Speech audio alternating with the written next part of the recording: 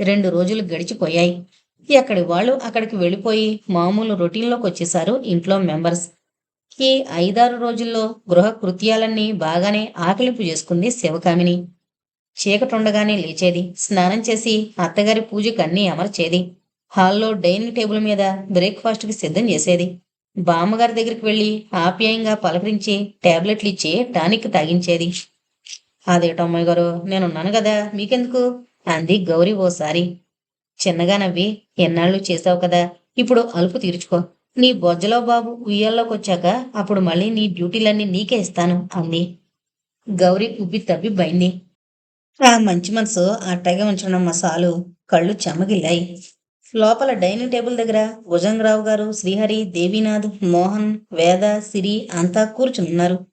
నలిగిన పట్టుచీర, కర్పూరపు వాసనతో చేతిలో ప్రసాదం పళ్ళెం పట్టుకుని గబగబా వచ్చారు సరస్వతమ్మగారు.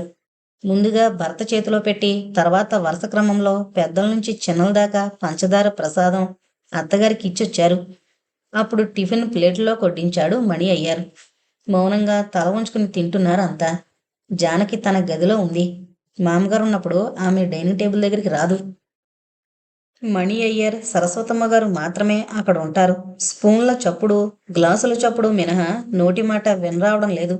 ఎవరికైనా ఏదైనా కావలసొచ్చినా తలెత్తి కళ్ళతో సంజ్ఞలు చేయడం, చేత్తో చూపించడమే అలవాటు. లోపల గుమ్మంలో నిలబడి ఆ దృశ్యాన్ని దీక్షగా గమనిస్తోంది శివకామిని.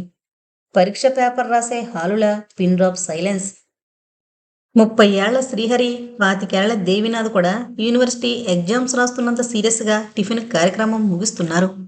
మధ్యలో ఒకసారి తలెత్తి, "ఇవాళ ఆ 2 లారీలు గుంటూరు వెళ్ళాలి. అతను మళ్ళీ ఫోన్ చేశాడు. సరుకు చాలా అవసరం, పంపించేయ్" అని ఆగి శ్రీహరి ముఖంలోకి చూస్తూ, "అడ్వాన్స్ ఇచ్చేశాడు" అన్నారు భుజంగరావు గారు. నిశ్శబ్దంలో తుపాకీ పేల్చినట్టు ధన్ ధన్ మంది ఆ కంఠం. ఆ చివరి పదం గదిలో జానకి చెవుల్లో హోరున దూసుకుపోయింది. పళ్ళు పటపటలాడించుకుంది. తలాడించాడు శ్రీహరి. "ఎగ్జామ్స్ వస్తున్నట్టున్నాయి. ఈసారైనా పాస్ అవ్వాలి, లేకపోతే ఇక మానేయ్." నిమిషం తర్వాత దేవినాథిని ఉద్దేశించి ఆదేశించారు. మౌనంగా తల వంచుకున్నాడు దేవి. భర్త ముఖాన్ని గమనిస్తోంది శివకామిని. తండ్రి అలా అనేసరికి దెబ్బతిన్నట్టు అంత బెదురుగా చూశారేంటి? ఆ పెదవులు అదురుతున్నాయి. చేతి వేళ్లు కంపిస్తున్నట్టున్నాయి. లోపల ఏదో సంచలనం కలుగుతున్నట్టుంది. అరగంట తర్వాత టిఫిన్ కార్యక్రమాలు ముగిశాక టేబుల్ మీద మిగిలిన ప్లేట్లు, గ్లాసులు, కప్పులు, సాసర్లన్నీ చూస్తే అకస్మాత్తుగా దాడి చేసి సర్వం దోచుకుపోయాక వెలవెలపోతున్న అమాయకుల్లా కనిపిస్తున్నాయి. గౌరొచ్చి అవన్నీ శుభ్రం చేసింది.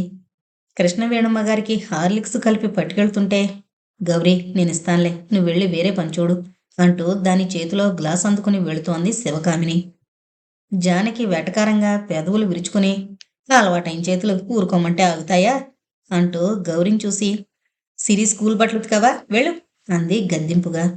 శివకామిని చెవుల్లో పడకపోలేదు. కానీ అడుగు ముందుకే వేసింది. వెనక్కి చూడలేదు. వెళ్ళి కృష్ణవేణమ్మ గారికి తాగించి ఆవిడ్ని జాగ్రత్తగా పడుకోబెట్టింది. పూరేకులు చల్లగాలికి రెపరెపలాడినట్టు కృష్ణవేణమ్మ గారి ముఖంలో ఆనందం తొంగి చూసింది. తర్వాత అత్తగారు, కోడళ్ళు టిఫిన్లు తిన్నారు. మిగిలిందాన్ని గౌరికిచ్చేయమన్నారు సరస్వతమ్మగారు. జానకి అలాంటి పనులు చేయదు. అందుకని శివకామినిచ్చింది. 10 గంటలకి ఇంట్లో ఆడవాళ్లే మిగిలారు. మగవాళ్లంతా బయటకు వెళ్ళిపోయారు. శివకామిని మెల్లగా మెట్లెక్కి పైకి వెళ్ళింది. వేద రూమ్ ముందు నిల్చుని లోపలికి చూసింది. మంచానికి అడ్డంగా పడుకొని చిన్నగా పాడుకుంటోంది. పక్కన టేపు తిరుగుతోంది. 2 నిమిషాల తర్వాత చేయి చాపి స్విచ్ ఆపింది. మరొక బటన్ నొక్కి మళ్ళీ ఆన్ చేసింది. టేపు తిరుగుతోంది. మంద్రస్థాయిలో సులలితమైన కంఠం మధురంగా వంపులు తిరుగుతోంది.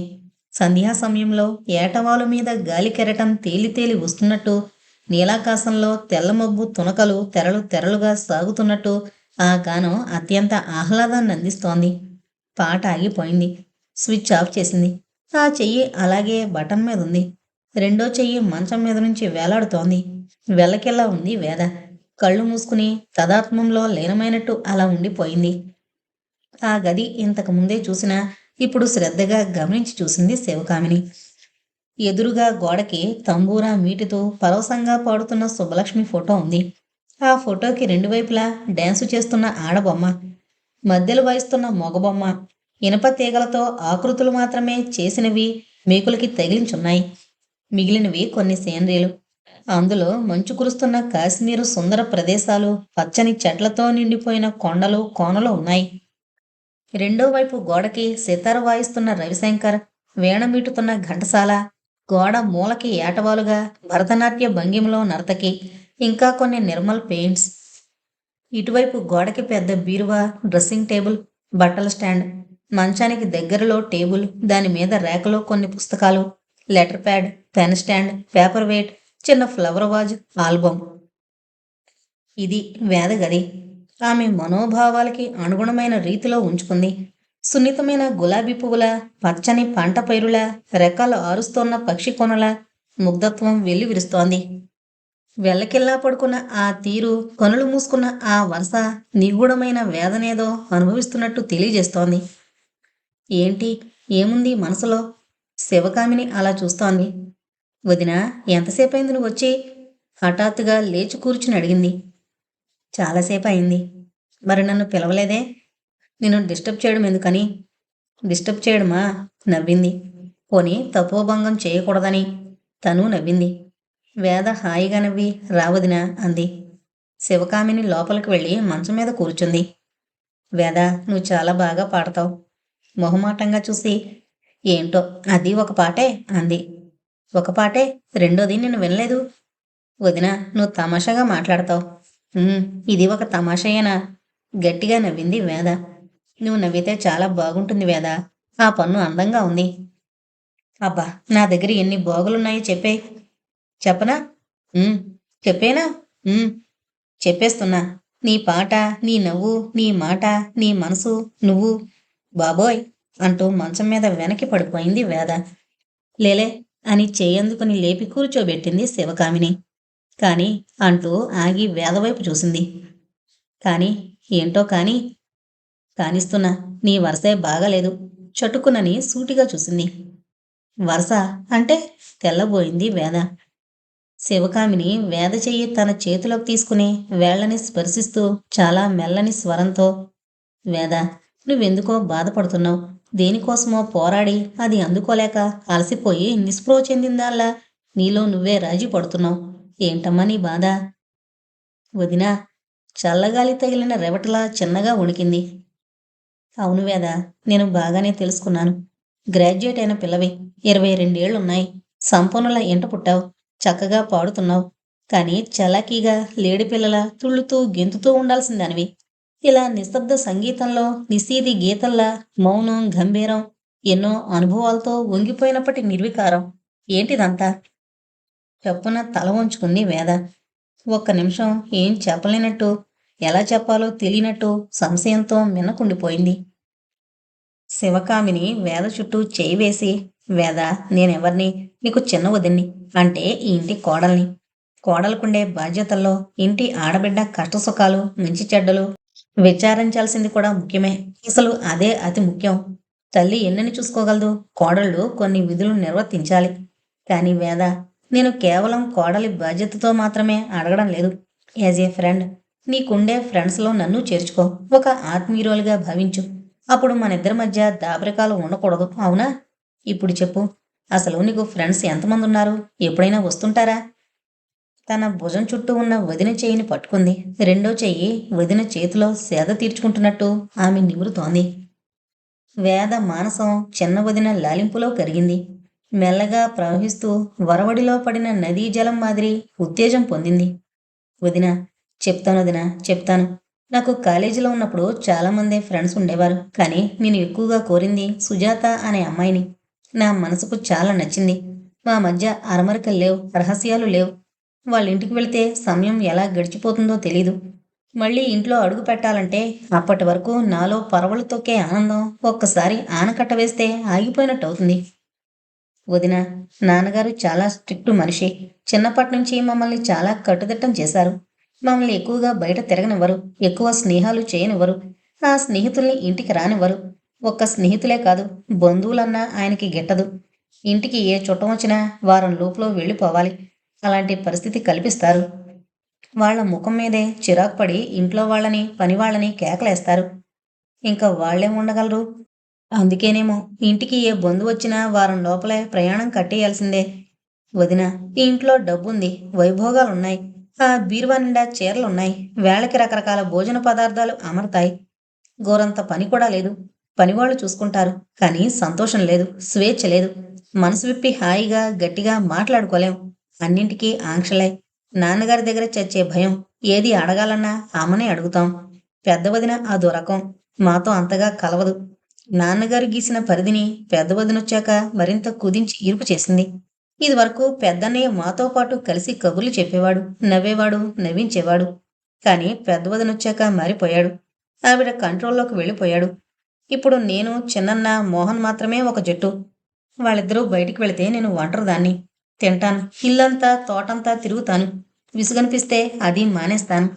గౌరీ పాపం చాలా మంచిది. దాంతో నాకు కొంత కాలక్షేపం. కానీ దానికి పనులుంటాయి. తర్వాత ఆ పనొస్తాడు. ఇక నేను ఈ గదిలో లేదా కింద లైబ్రరీ రూంలో ఉండిపోతాను. బామ్మ నన్ను భగవద్గీతో భారతమో చదివి వినిపించమంటుంది. నాకు విసుగ్గా అనిపిస్తుంది. అయినా తప్పదు. నాన్నగారు పనిగట్టుకుని అడుగుతారు. అందుకని నా దినచర్యల్లో అదొక నిర్బంధ కార్యక్రమం. వదినా, నేనొక పసిడి పంజరంలో చిక్కుకున్న చిలకను. బాధగాక ఏముంది? పంజరం బంగారమైతే చిలకకి ఏమి ఆనందం? ఆ ఊచలు కొరకలేదు, రెక్కలు విప్పుకుని ఎగరలేదు. పంజరంలో కొట్టుకుని కొట్టుకుని నీరసంతో పడిపోక ఏం చేస్తుంది? వదినా, అమ్మకు తెలుసు నా బాధ. కానీ ఏం చేయగలదు? నాన్నగారంటే ఈ ఇంట్లో సింహ స్వప్నం. సిరి కూడా తాతగారి దగ్గర అల్లరి చేయదు. వదినా, నువ్విప్పుడు కొత్తగా వచ్చి చేరిన మరో బందీవి. కొన్నాళ్ళైతే నీకు విసిగేస్తుంది. నువ్వు పెద్ద వదినలాగే నీ దారి నువ్వు చూసుకునే ప్రయత్నంలో పడతావు. అంటే చిన్నన్నతో నీ లోకం నీదిగా పరిమితం చేసుకుంటావు. అప్పుడు మళ్ళీ నేను, మోహన్ ఇద్దరమే మిగిలుంటాం. జీవిత వలయం మరీ చిన్నదే. అసలు ఇంకా మాటలే మరిచిపోతాను. శిలని ఎప్పుడో రాలేపోతాను. ఛే, పిచ్చి వేద అంటూ వేద కళ్ళ నుంచి కారుతున్న కన్నీళ్లు తుడిచింది శివకామిని. శిలవై రాలిపోవు. శిల నుంచి సజీవ సుందరివై, చైతన్య స్రవంతివై, గలగలా పారే సెలయేరు అవుతావు. ఎప్పటికి ఇక్కడే ఉంటావా? చక్కగా పెళ్లి చేసుకుని అత్తవారింటికి వెళతావు. భర్తతో అనురాగం పంచుకుని హాయిగా బ్రతుకుతావు. అదేంటి అలా భయపడిపోతున్నావు? వదిన, ప్లీజ్, ఆ పెళ్లి మాట గుర్తు చేయకు. ఇప్పుడే రాలిపోతాను. మహాప్రమాదాన్ని వింటున్నంత భయంతో రెండు చేతులు చెంపలు కానించుకుంది. శివకామిని చెగుతురాలైంది. పెళ్ళంటే ఇంత భయమా? ఎందుకు? వదినా, చెంపల నుంచి రెండు చేతులు తీసి శివకామిని కళ్ళలోకి చూస్తూ, ఆ పెళ్ళికి కూడా నాన్నగారి మాటే వినాలి. పెళ్ళికొడుకు నాన్నగారికి నచ్చితే నాకు నచ్చకపోయినా తలవంచాల్సిందే. అలా ఎందుకు అనుకుంటున్నావు? అన్ని విధాల మంచివాణ్ణి, అనుకూలుడే, సుఖపెట్టగలవాణ్ణే చూస్తారు. "హుం, సుఖపెట్టడం అంటే ఏంటొదినా? భోగభాగ్యాలు, కార్లు, మేడలు, స్టేటస్ ఇవేనా? నా మనసేంటో తెలుసుకోగలడా? ఒక సరదా, సంతోషం, అనురాగం తెలియాలి కదా. నాన్నగారి దృష్టిలో స్థితిమంతుడే, దుర్వ్యసనాలు లేకుండా పెద్దల మాట వినేవాడైతే అది చాలా మంచి సంబంధం. కానీ నాకు నాకు ఈ సిరి సంపదలు అక్కర్లేదు వదినా. నా మనసు నేను చెప్పలేను వదినా అంటూ మళ్ళీ రెండు చేతులు చెంపలు కానించింది. వేద, నువ్వెవరినైనా ప్రేమించావా? హఠాత్తుగా అడిగిన శివకామిని ప్రశ్నకి గుండె దెబ్బ తిన్న పక్షిలా తలెత్తి బిత్తరపోయి చూసింది. అవునమ్మా, ప్రేమించావా? మళ్ళీ రెట్టించింది. ప్రేమ అని నవ్వి, అంత అదృష్టం ఈ ఇంట్లో వాళ్ళకి పట్టదొదినా. ప్రేమించే ధైర్యం మాకెవరికీ లేదు. మనసులో ఉన్న కోరికే బయటికి చెప్పలేని అసమర్థులం. మా సంగతి మమ్మల్ని ఎరిగిన అందరికీ తెలుసు. అందుకు మా జోలికి రారు ఎవరు. ప్రేమించిన వాళ్ళు అవసరమైతే అందరినీ కాదని ఇల్లు వదిలి బయటకు వెళ్ళిపోవాలి.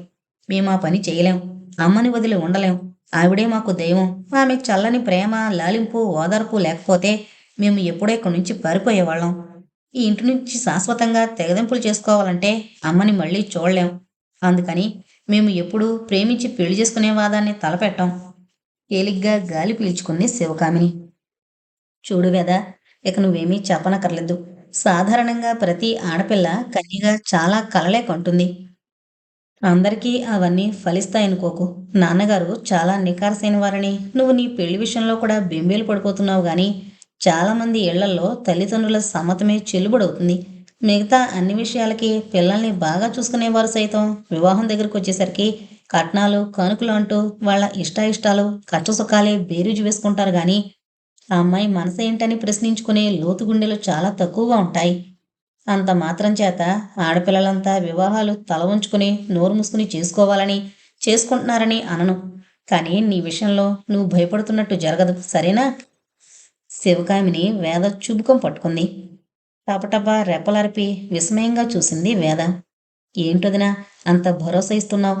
నీ చేతిలో పని అన్నంత సులువుగా చెప్పేస్తున్నావు. తలుచుకుంటే అంతే మరి. ఏంటొదినా అంత తమాషాగానేస్తావు?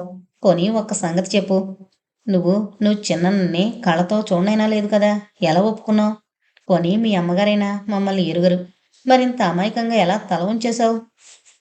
మరి మీ అన్నయ్య అంతే కదా, మరి మాకేం నష్టం కలిగింది? మీ నాన్నగారి సెలక్షన్లో లోపమేముంది? ఆ, ఒకటుంది.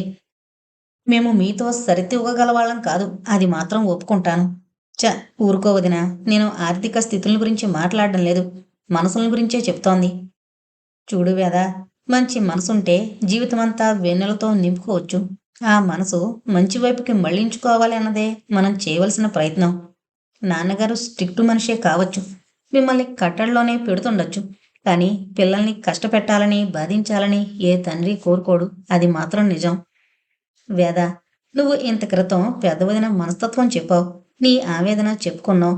కానీ ఇక నుంచి నేను నీకు చిన్న వదిన్నే కాదు, ప్రాణ స్నేహితురాల్ని. మనిద్దరం నువ్వు, నేను, మోహన్, సిరి అంతా హాయిగా కలుపుకోలుగా ఒకే జట్టుగా ఉందాం, సరేనా? నీ వివాహ విషయంలో ఒకవేళ నీకు అభ్యంతరం వస్తే ఎదిరించి ఆ పెళ్లిని ఆఫ్ చేయాల్సి వస్తే నేను నీకు అండగా నిలుస్తాను, సరేనా? ఇక మీదట నువ్విలా ఒంటరిగా నీలో నువ్వే కుంగిపోకూడదు, ఏకాగ్గా ఫీల్ అవ్వకూడదు, మూగబొమ్మల శూన్యంలో చిక్కడిపోకూడదు, తెలిసిందా? ఏది, నాకు మాటివ్వు. గెడ్డం కిందున్న చేతిని వేద ఎదురుగా చాపింది శివకామిని. ఆనందాశ్చర్యాలతో మాటలేరాని బొమ్మల వదిన చేతిలో చేయి వేసి నీళ్లు నిండిన కళ్ళతో చూస్తుండిపోయింది వేద. పిచ్చిపిల్ల అంటూ వేద చుట్టూ రెండు చేతులు బిగించింది శివకామిని. అలా వాళ్ళిద్దరూ ఎంతసేపు ఉండిపోయారో కింద కారుహారను వినబడగానే త్రుళ్ళిపడి లేచారు. రాత్రి 10 గంటలు దాటింది. టేబుల్ లైట్ దగ్గర చాలా సీరియస్గా చదువుకుంటున్నాడు దేవినాథ్. పనులన్నీ మూసి మేడ మీదకొచ్చింది శివకామిని. ముందుగా మోహన్ గదుంది. ఓరగా వేసుకున్న తలుపుల్ని కొద్దిగా నెట్టి లోపల చూసింది. మోహన్ పడుకున్నాడు. బెడ్ లైట్ వెలుగులో అతను నిద్రపోతున్న తీరు చూసి జాలిగా నవ్వుకుంది శివకామిని. బోర్లా పడుకున్న మోహన్ చేతిలో ఇంగ్లీష్ బుక్కు రెక్కలు దొరికి లొంగిపోయిన పక్షిలా కింద పళ్ళే కాగింది. పేజీలు అతని చేతి వేళ్ల మధ్య చిక్కడున్నాయి. లావుపాటి అట్ట మంచం చివర గాల్లో ఊగుతోంది. ఏ క్షణంలో ఆ చేతివేళ్లు పట్టు సడల్తాయా, కిందపడి హాయిగా స్వేచ్ఛ పొందగలవా అన్నట్టుగా చూస్తోంది ఆ పుస్తకం. తల కింద ఉండవలసిన దిండు కాళ్ళ కింద ఉంది. కప్పుకోవలసిన బ్లాంకెట్ కుప్పలా కింద పడుంది. బెడ్షీట్ అంతా నలిగి అడుగునున్న యూఫోమ్ కనిపిస్తోంది. గదంతా పరిచిన వెలుగులా ఉంది. పైనున్న ట్యూబ్లైట్ చూసావా, ఈ అబ్బాయి వరస ఎప్పుడూ ఇంతే అని ఫిర్యాదు చేస్తున్నట్టుంది. తలుపు పూర్తిగా తీసి లోపలికి వెళ్ళింది శివకామిని. చేతి నుంచి పుస్తకం జాగ్రత్తగా తీసి టేబుల్ మీద పెట్టింది. కుప్పలా ఉన్న బ్లాంకెట్ అందుకొని కాళ్ళ కింద ఉన్న దిండు నెమ్మదిగా లాగి తలవైపుకు సడలించి నడుందాకా కప్పింది. ట్యూబ్లైట్ తీసి బెడ్ లైట్ వేసి బయటకొచ్చి తలుపులు దగ్గరగా వేసింది. పక్కనున్న వేద గది తలుపులు లోపల వేసున్నాయి. మెల్లగా తమ గదిలోకి అడుగు పెట్టింది. దేవినాథ్ పుస్తకంలో లీనమై ఉన్నాడు. గదిలో టేబుల్ ల్యాంప్ తప్ప మరో లైట్ లేదు. ఆ కాంతికి ఎదురుగా కూర్చున్న దేవినాథ్ గదిలో పడుతున్న వెలుతురికి సగం మేరకు అడ్డుపడుతూ క్రీనీడ పడేలా ఉన్నాడు.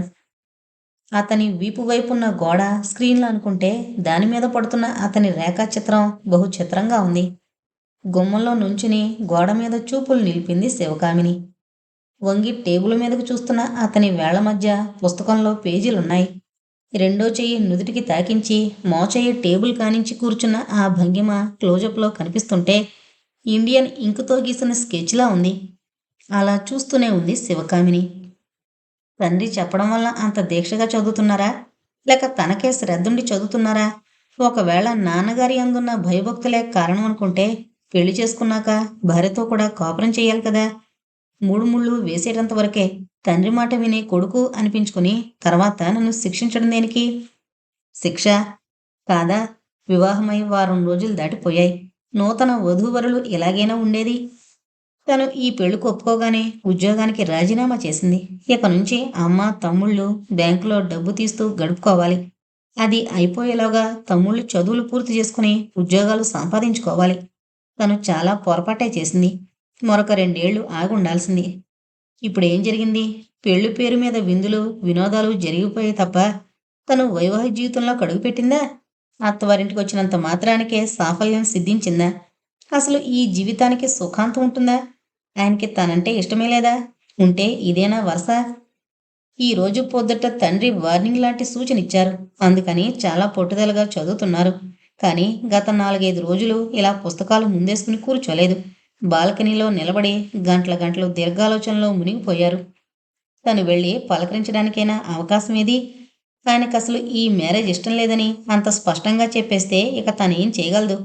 ఎదురుగా రావద్దంటే ఎత్తుకోమని మొత్తుకున్నట్టు తను వెళ్ళి ఏమని పలకరించగలదు? ఛ! బొత్తిగా ఈయన గారెంత పిరికి మనిషా? ఎంత తండ్రైనా తినమంటే తిని, చదువుకోమంటే చదువుకుని, పెళ్లి చేసుకోమంటే చేసుకుని, ఆ పైన అవును. ఆ పైన కూడా నాన్నగారు ఫోర్సు చేస్తేనే కాని దాంపత్య జీవితంలో అడుగు పెట్టరా? బాపురే! ఇదేం మనిషి? తను కోరుకున్నది ఇలాంటి భర్తనా? ఇంత వాజమ్మనా? ఉహుం, కాదు, కాకూడదు. అసలు ఆయన ఉద్దేశాలేంటో, ఆంతర్యమేంటో గ్రహించకుండా నాకు నేనే ఏదీ నిర్ణయించుకోకూడదు. తలెత్తి చూశాడు దేవినాథ్. కదిలి వచ్చిన కావ్యసుందరిలా ఉంది గుమ్మంలో నుంచున్న శివకామిని. రెప్పలు ఆర్పక 2 క్షణాలు అలాగే చూశాడు. ఆ చూపులో నిశిత బుద్ధి మిళితమైనట్టే ఉంది. తనదైన వ్యక్తిత్వం సూటిగా తగులుతోంది. ఒక్క క్షణం శివకామిని కన్నులు మూసి తెరిచింది. వెంటనే దేవినాథ్ చూపులు మరల్చుకుని, నేనింకా కొద్దిసేపు చదువుకోవాలి. లైట్ అభ్యంతరమైతే అలా బాల్కనీలో చదువుకుంటాను అన్నాడు. ఈ 4, 5 రోజుల నుంచి అతను బాల్కనీలో పడుకుంటున్నాడు. ఆమె గదిలో చాప వేసుకుని పడుకుంటోంది. తెల్లవారుజామున ఆమె బయటకు వెళ్ళిపోగానే అతనొచ్చి మంచం మీద పడుకుంటున్నాడు. కనీసం కన్నెత్తి చూడ్డం, పన్ను కదిల్చి మాట్లాడడం కూడా లేదు. ఆ రోజు తర్వాత మళ్ళీ ఇదే మాట్లాడడం. ఈ అవకాశాన్ని వదిలేసుకుంటే కష్టం అనుకుంది శివకామిని. త్వరగా లోపలికొచ్చి చాలా దగ్గరగా నిలబడింది. నాకేం అభ్యంతరం లేదు, కానీ చటుక్కుని చూశాడు. నేను మీతో మాట్లాడాలి. మీకేమైనా అభ్యంతరమా? విసుగ్గా కదిలాడు. అంత అవసరమా? కాదా? మీరొక్క నిమిషం ఆలోచించండి. మీ ఉద్దేశం మీరు చెప్పేశారు. మరి నాకేదైనా అభిప్రాయం చెప్పాలనుంటుంది కదా? ఓ, నిజమే. మరింతకు ముందే చెప్పాల్సింది. అవును, చెప్పాల్సిందే. ఈ ఇంటి వాతావరణాన్ని కొద్దిగానైనా అర్థం చేసుకున్నాక అప్పుడు చెప్పాలని ఆగాను. అయితే ఇప్పుడు అర్థం చేసుకున్నావన్నమాట. మంచిదే. నేను ఆ రోజు వెల్లడించిన మనోభావం సమంజసమైందని గ్రహించే ఉంటావు. ఎలా? ఇంకా మిమ్మల్ని గురించి ఏమీ తెలుసుకోనేలేదు. చిన్నగా నవ్వాడు. ఆ పని పెళ్లికి ముందు చెయ్యాలి. ఇప్పుడేం లాభం? అయినా నాలాగే నువ్వు పెద్దల ఒత్తిడికి తలొంచుంటావు. లేదు, నన్ను ఎవరూ బలవంతంగా ఒప్పించలేదు. విభ్రమంగా చూశాడు దేవినాథ్. టేబుల్ అంచుని వేళ్లతో రాస్తూ తల వంచుకుని నిలబడింది. తలలో పూల మధ్యనున్న మరువం తేలిగ్గా సువాసన విరజిమ్ముతోంది. మెడలో పచ్చని తాడు, నల్లపూసలు పక్కపక్కనే నిలిచి మిమ్మల్ని ఒకటిగా చెయ్యాలనే మా సంకల్పం అన్నట్లుగా అందంగా మెరుస్తున్నాయి. 2 వరసల బంగారు గొలుసు తప్ప మెళ్ళో మరే ఆభరణాలు ధరించలేదు. చేతులకి సన్నని బంగారు గాజుల పక్క కొత్తగా చేయించిన కంకణాలు, గాజులు. వాటి వెనక 2 ఎర్రటి మెరుపు చుక్కలున్న మట్టి గాజులు ఉన్నాయి. ఆ చేతివేళ్లు నాజూగ్గా సాగిన పూల తీగలా కదులుతున్నాయి. ఒక్కొక్క మెట్టుగా ఆమెను పరీక్షగా చూశాడు దేవినాథ్. నడుము కింద నుంచి టేబుల్ అడ్డంకి ఉండడం చేత మిగిలిన భాగం చూడలేకపోయాడు. ఆ నడుముకి పైభాగంలో చీర వెనక కనిపిస్తోన్న కొత్త మంగళసూత్రాల మీద దృష్టి కొద్దిసేపు నిలిచిపోయింది. జీవితంలో ఎంతో పవిత్రమైన మలుపు తిప్పే బంధం. 2 వేర్వేరు జీవితాల్ని ఒకటిగా కలిపే సూత్రం. ఏ స్త్రీ మెడలో మాంగళ్యం కనిపిస్తుందో వెంటనే ఆమె పక్కన పురుషుడు లీలగా కనిపిస్తూనే ఉంటాడు. అంటే ఆమె పక్కగా తాను ఎప్పుడూ ఉన్నట్టే లెక్క. అలా జీవితాంతం ఆ అనుభూతి ఛాయలా వెన్నంటే ఉంటుంది.